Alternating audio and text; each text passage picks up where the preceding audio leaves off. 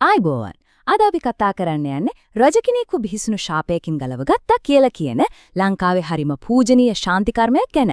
මහා යාගය කියලාත් කියන මේ කොහොඹ කංකාරියේ පුදුම කතාව ඇටලට අපි ගිහින් බලමු. කොහොඹ කංකාරියට කියන තවත් නමක් තමයි උඩරට නර්තන කලාවේ අම්මා කියන එක. ඇයි එහෙම කියන්නේ? මොකද අද අපි දකින අර අභිමානවත් වෙස් නැටුම ඇතුළු මුළු උඩරට නර්තන සම්ප්‍රදායෙම ජීවිය රැඳිලා තියෙන්නේ මේ මහා යාගය ඇතුලේ. ඉතින් හිතන්නකෝ රජ කෙනෙක්ව සනීප කරපු ශාන්ති කර්මයක් අපේ රටේ ප්‍රධානම නැටුම් කලාවක ආරම්භය වුණේ කොහොමද කියලා? හොඳයි. මේ හැම දෙයකම පටන් ගැනීම තමයි අතීත ලංකාවේ රජ කෙනෙක්ට හැදුණු අමුතුම අසනීපයක්. කිසිම වෙදෙකුට මේක සුව කරන්න බැරි වුණා. කතාවට අනුව නම් මේ ශාපය පණ්ඩුවස් දේව රජතුමාට ඉන්නේ එතුමා කරපු වරදකට නෙවෙයි.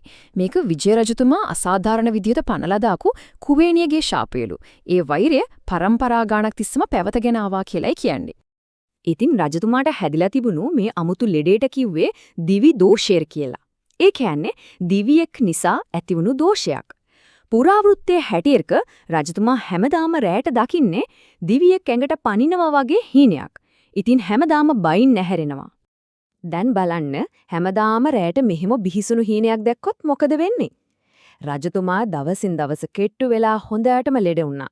රාජකීය වෙද මහත්වරුන්ටවත් මාලිගාවේ වෙන කාටවත් මේ අමුතු ලෙඩේට බෙහෙතක් හොයාගන්න බැරි වුණා.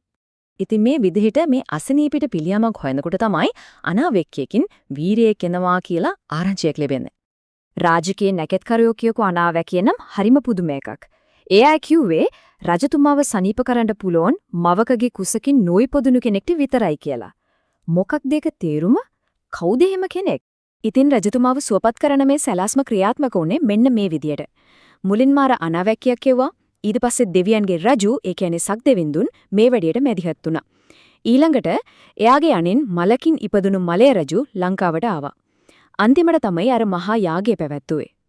කතාවේ හැටියට ඓතිහාසික අනුරාධපුර මහමෙවුනා උයනේදී තමයි මේ මහයාගය කරලා තියෙන්නේ. මලය රජතුමා දවස් 7ක් තිස්සේ මේ ශාන්ති කර්මය කරා.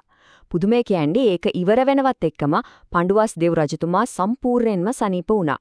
ඔන්න ඕක තමයි ලෝකේ පළවෙනියටම කරපු කොහොඹා කංකාරිය කියලා කියන්නේ. හරි. එතකොට රජ කෙනෙක් වෙනුවෙන් පටන් ගත්ත දෙයක් කොහොමද අද මුළු ගමක් වෙනුවෙන්ම කරන දෙයක් බවට පත් වුනේ?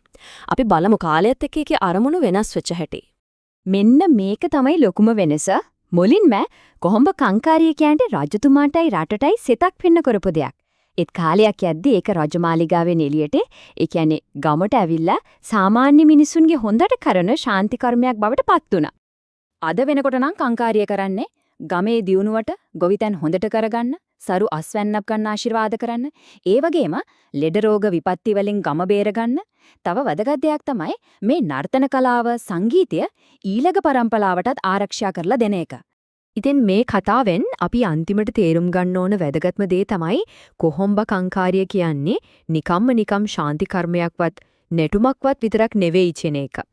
ඇත්තටම මේක අපේ ඉතිහාසය ගැන, අපේ විශ්වාස ගැන, අපි කවුද කියන එක ගැන ලෝකෙටම කියන ලොකු කලා උළෙලක්. හරියට අපේ සංස්කෘතිය හදගැස්ම වගේ. ඉතින් අන්තිමට අපිට හිතන්න තියෙන ප්‍රශ්නේ මේකයි, නිකම්ම නැටුමකට වඩා කොච්චර වටින දෙයක්ද මේක? ඉතින් අපේ ඉතිහාසයත් එක්ක බැඳුණු මේ උරුමය ආරක්ෂා කරගන්න එක කාගේ වගකීමක්ද? ඒ වෙනුවෙන් අපි හැමෝටම කරන්න පුළුවන් මොනවද?